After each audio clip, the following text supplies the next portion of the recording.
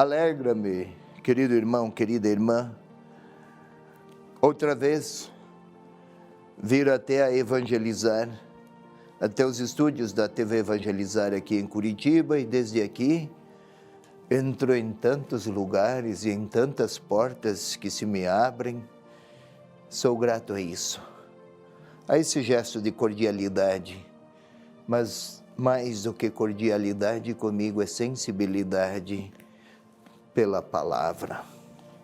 E eu aqui venho a lhe propor, meu irmão, minha irmã, a leitura orante para este segundo domingo do tempo comum, é dia 17 de janeiro, e é o texto para este domingo de João, capítulo 1, versículos 35 a 42.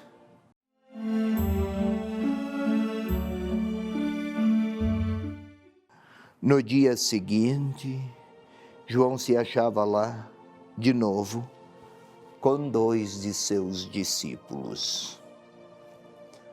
Ao ver que Jesus passava, disse: Eis o Cordeiro de Deus. Os 2 discípulos ouviram-no falar e seguiram Jesus.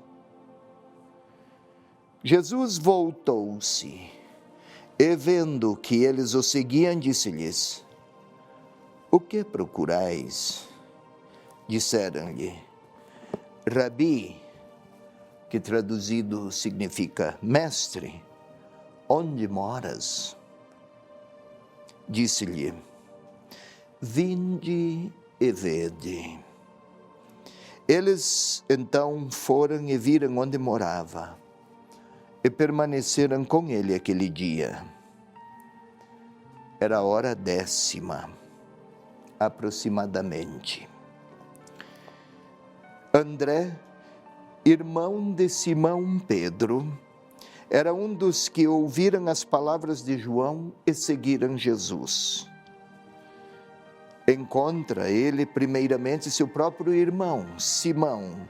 Ele diz: Encontramos o Messias, que quer dizer Cristo. E ele o conduziu a Jesus.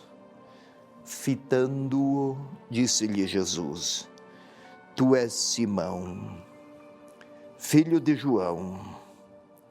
Chamar-te-ás Cefas, que quer dizer pedra.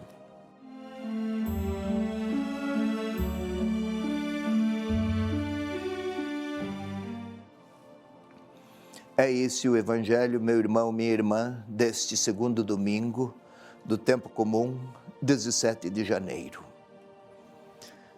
Vamos lá. Começo no versículo 1, João 1,35. No dia seguinte, João se achava lá de novo com 2 de seus discípulos. Dia seguinte ao quê? A quê? O dia anterior, do que se tratara? Do testemunho de João. Ele fora, João, procurado por fariseus que lhe perguntaram: És tu o Messias? Não, não sou eu. Quem deve vir maior do que eu?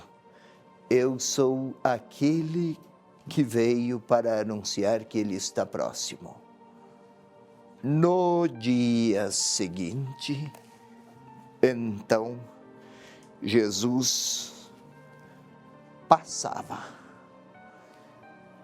Parece uma mera indicação de coincidência. João está em um lugar e Jesus passa por lá.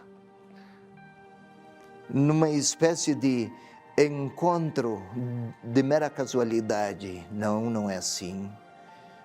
O leitor já lera uma página antes que Jesus era o Verbo de Deus que se fizera carne e viera habitar entre nós, que a voz, a palavra de Deus se tornara pessoa humana. e estava entre nós. É a pessoa humana de Deus que está por aqui e está a passar aí. É Ele. Eis o Cordeiro de Deus. Cordeiro. No Êxodo, o sangue do Cordeiro, o animal, assinalava as casas dos judeus. Eles não seriam alcançados pelas punições divinas. Os judeus seriam salvos. No profeta Isaías, o Cordeiro é aquele que toma sobre si os pecados e que é capaz da humanidade e do povo, e é capaz de suportar, é capaz de sofrer porque ama. Segunda imagem. Mas ainda o profeta Isaías, também Oséias, o Cordeiro é o animal manso, que até o lobo se põe ao bom convívio com ele, ou o urso, imagens do mundo animal para ilustrar: onde o Cordeiro estiver, a paz se estabelece. Bem, eis o Cordeiro de Deus, que tira o pecado do mundo. Tirar o pecado do mundo não é simplesmente perdoar um erro de alguém, é que transforma o mundo inteiro por sua bondade. É isso. Deixa a humanidade e o mundo sem pecados. Só um Deus pode fazer isso. É dele que eu disse. É assim: depois de mim virá um outro maior do que eu, assim João. Agora aqui, ao ver que Jesus passava, eis o Cordeiro de Deus. E os 2 discípulos se puseram a seguir. Jesus voltou-se e, vendo que eles o seguiam, disse-lhes: que procurais? Aqui, parece, pela narrativa, Jesus voltou-se, como se fosse um giro em direção a alguém. É a impressão que se tem. A tradução ou o texto original escreve um pouco diferente. Jesus mostrou-lhes a sua face. É isto. Revelar o rosto naquele tempo não é uma mera, um desvelar para mostrar uma fisionomia mais circular, mais longilínea, triangular. Não é mostrar uma demonstração facial, é revelar a própria bondade, a própria identidade. Jesus se voltou para eles com uma pergunta. Ele, Cordeiro de Deus, faz lembrar perdão, faz lembrar libertação, tira o pecado do mundo. O que procuram? Em outras palavras, estão buscando o quê? Quase a dizer para nós, o evangelista tem em mente o seu leitor: qual é o Deus que estão em busca? Alguém que realimenta poderes e potências? Ou aquele portador da paz? E eles, onde moras? Não é a pergunta por um endereço.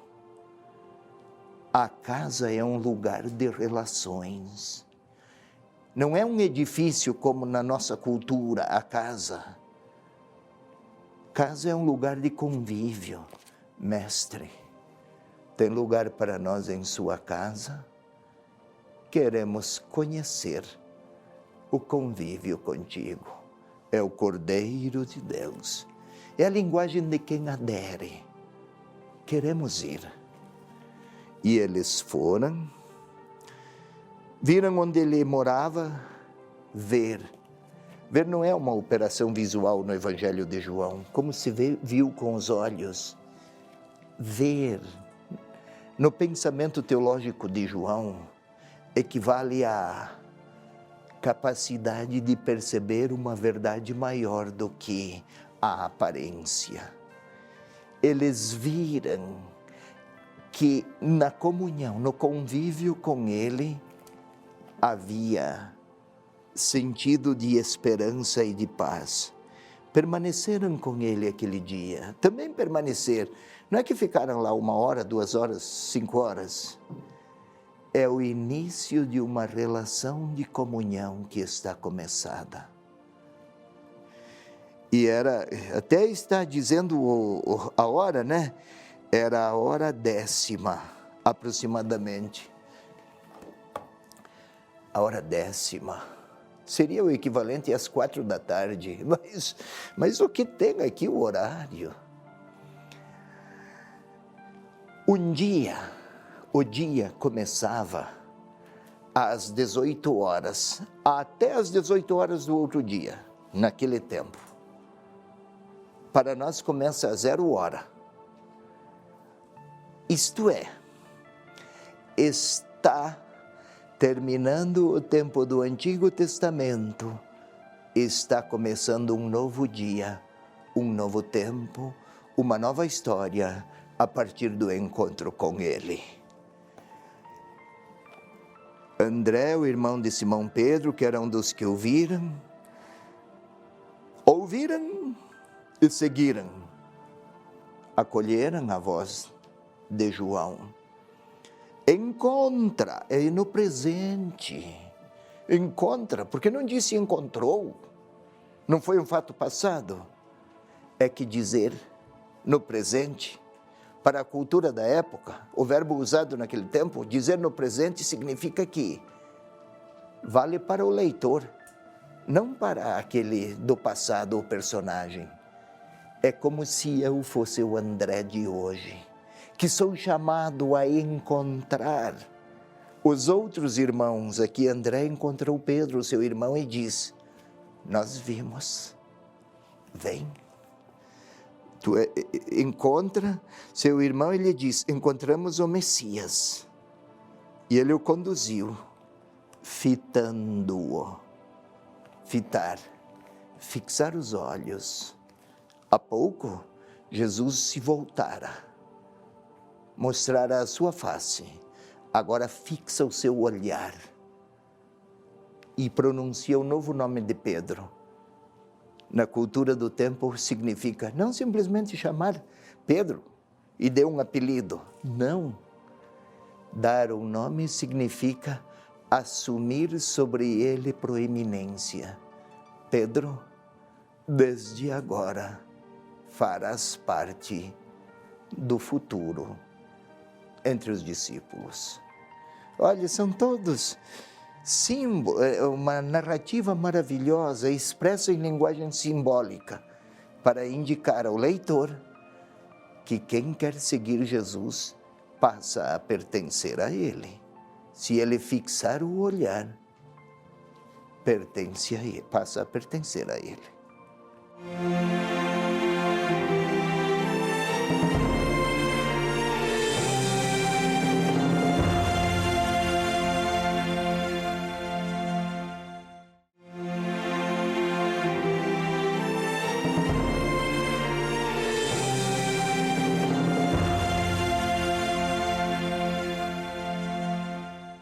Ponhamos-nos agora a orar, querido irmão, querida irmã. A explicação da primeira parte não tinha um objetivo de tipo curso ou de ensinar. O que se fazia e o que se ensinava é para predispor a uma oração criativa agora.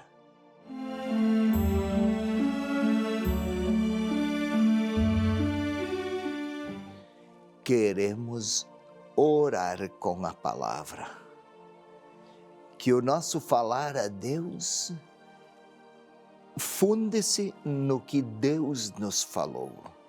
Que o nosso falar a Deus fundamenta-se no falar do próprio Deus. Isso é orar com a Bíblia.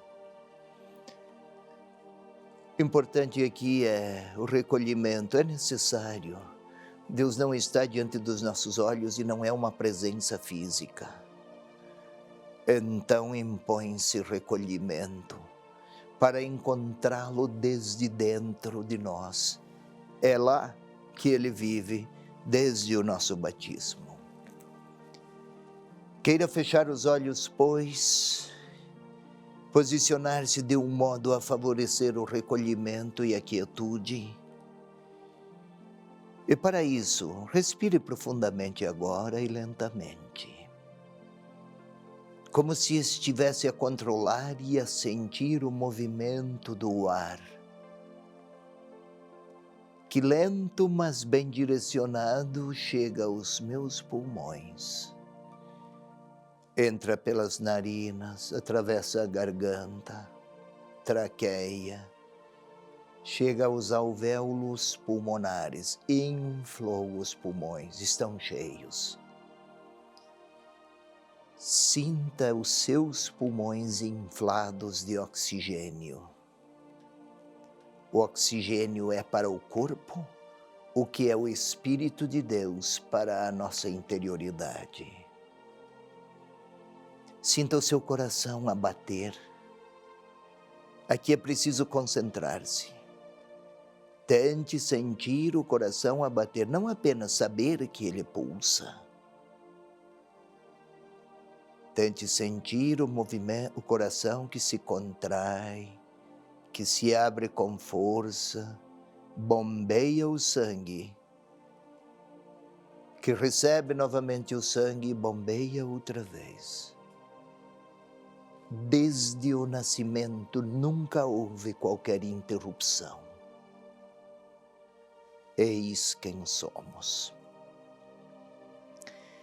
É uma maravilha biológica. E desde essa corporeidade, desde esse corpo, desde a inteligência, desde os afetos, vamos tentar orar então. Vamos pedir ao Espírito Santo que direcione todas as nossas melhores capacidades para a atenção à palavra que há pouco foi lida, explicada. Espírito Santo de Deus, vida do próprio Deus, fonte que jorra, fonte de amor que nos transforma. Estavas com o Senhor Jesus, quando Ele se apresentou aos seus. Estavas com Ele em tudo o que Ele fez em favor dos seus, em todos os movimentos, palavras, gestos. Estavas com os apóstolos lá no cenáculo. Vem participar agora, como outrora, deste momento de encontro que buscamos com o Senhor Jesus. Glória ao Pai, ao Filho e ao Espírito Santo. Como era no princípio, agora e sempre. Amém. Agora vamos usar a nossa imaginação, criar imagens das cenas que o Evangelho propôs há pouco. Os olhos fechados. Vamos imaginar algum lugar, uma pequena praça, em algum lugar que não seja muito povoado, um rio por perto, porque João Batista falou desde as proximidades do Rio Jordão. Um pequeno rio, 20 metros, mais ou menos. Todos nós vimos algum rio desse porte. Vamos imaginar. Tem algumas pessoas mais distantes que João batizara, mas aqueles dois. Há 2 discípulos, um é André, o outro não, nem tem o nome. E Jesus passa. Mais do que passar, Jesus se deixou ver. É o Filho de Deus, que a nossa imaginação nos ajuda a ver. E João a dizer àqueles dois: é o Cordeiro de Deus. Cordeiro faz lembrar paz, quietude, capacidade de sofrer em favor daqueles que ama, nenhuma reação violenta. É Cordeiro de Deus. É um modo amoroso de Deus mostrar sua bondade. Tira o pecado do mundo. Quem é capaz disso? Passa lá um jovem, adulto como ele, o Cordeiro de Deus.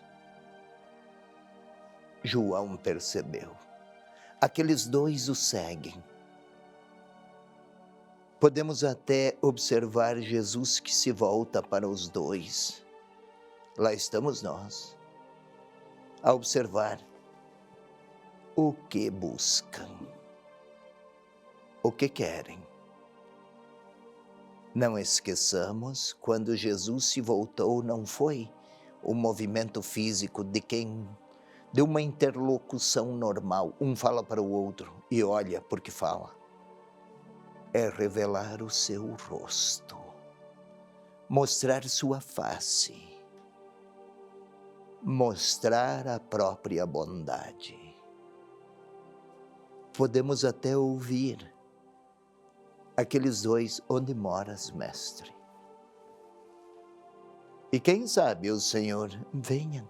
Podemos observar aqueles gestos: venham comigo, vão ver.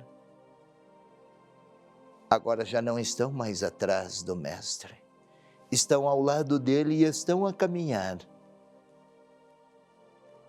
A conversa continua,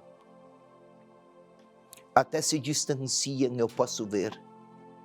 Foram, permaneceram com ele naquele dia. Vamos mais um passo. Agora eu sou um daqueles dois. Como se João Batista estivesse a dizer a mim,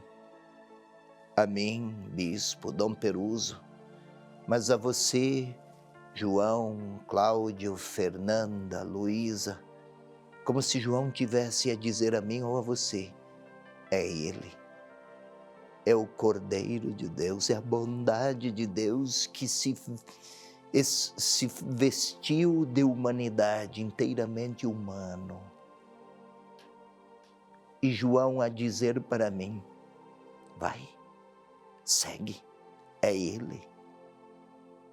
Tente ver João Batista a lhe dizer: siga-o, faz isso. Mas para tanto tem que deixar onde está e vai. Segue-o. João Batista está a insistir. Eu olho para João Batista e olho para o Senhor que espera. Ponho-me a segui-lo e agora o Senhor, Jesus, talvez pronuncie o meu nome e diga: ei, o que buscas? Talvez esteja a perguntar o próprio Senhor. E o Senhor ainda não responde. Onde moras? Mas convida, vem experimentar.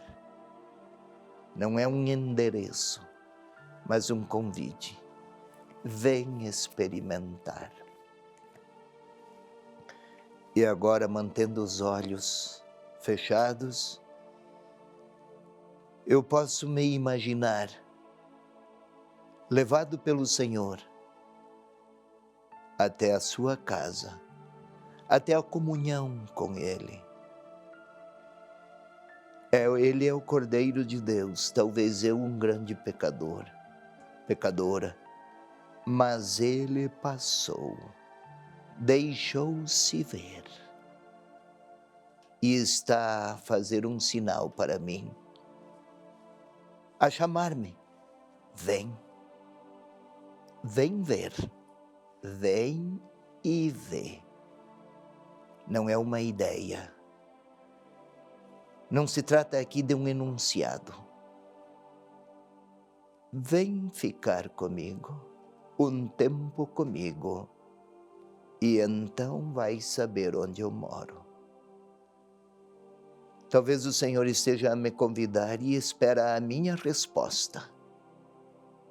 Ele me olha e não se move porque espera que eu o siga. Ele está a me aguardar. É a hora da minha oração. O que vou lhe falar? Ante o convite que ele me dirige, vem e vê. É o momento da minha palavra orante agora.